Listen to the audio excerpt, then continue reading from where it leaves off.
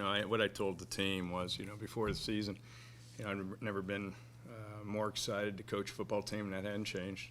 I'm going to keep coaching them hard and keep loving them hard, and we're going to stay together. We get ready for conference play.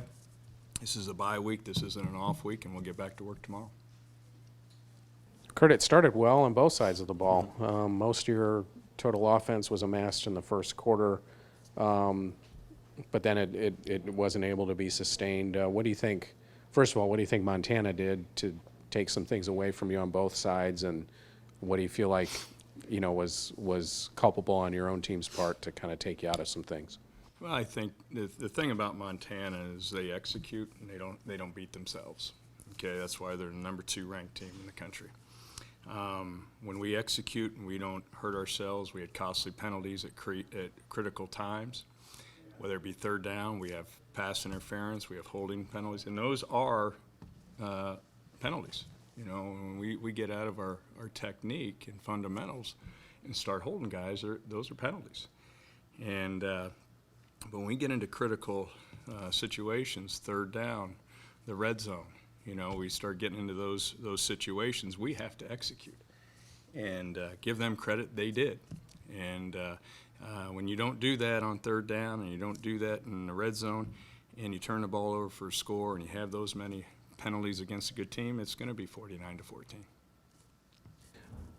It looked like they spread their defense out a little bit more to take away Justin's ability to get around the edge after he, got them a couple times in the first quarter. Anything they switched up, maybe not schematically, but in the way they aligned their defense to take that away? No, they didn't. They did what we thought they did. We tried to execute the plan.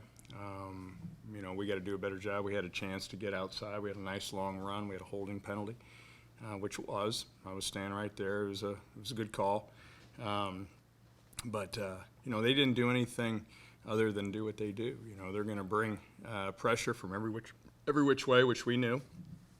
We had a good handle. We knew where we had to go with the ball, and we got to make good decisions. We got to keep coaching it up. We got to make the catches. We had too many drops today. We got to make some better throws. We got to protect better. It's not just one person, and it's not one position right now. It's collectively as a whole. And right now, where we're at, Todd, is until our offense gets going, which they will, our defense has got to keep us in games. And just simply today, they didn't. We didn't get off the field when we needed to on defense.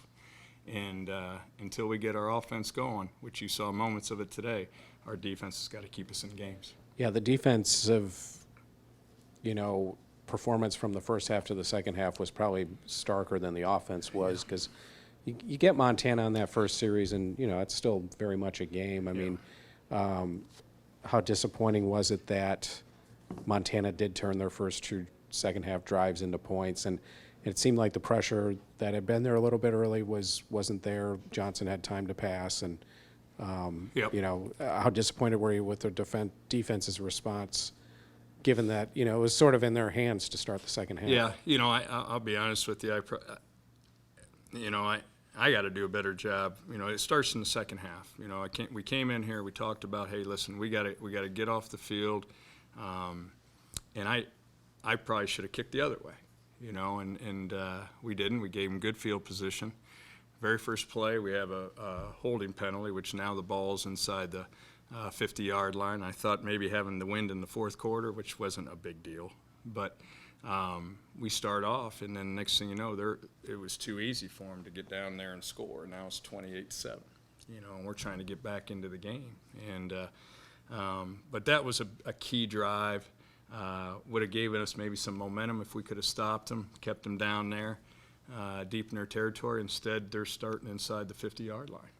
They get good field position on the kickoff. First play, we have a holding penalty, which was, it was a holding penalty. Our DB was holding them, and they called us. Next thing you know, they're inside the 50-yard line before we start second half. And you just can't do that. On the injury front, I didn't see what happened to T.